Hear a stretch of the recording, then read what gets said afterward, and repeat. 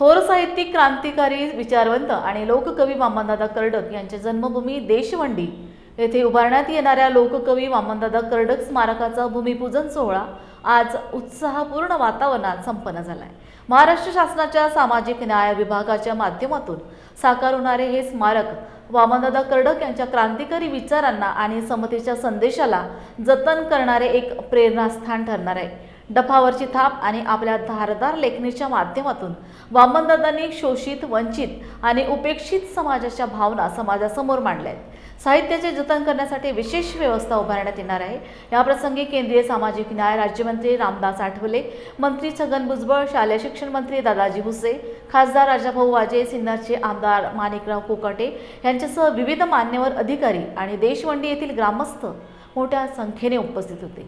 लोककवी वामनदादा कर्डक यांच्या स्मृतींना यावेळी अभिवादन करून त्यांच्या कार्याचा वारसा पुढे नेण्याचा संकल्प करण्यात आला।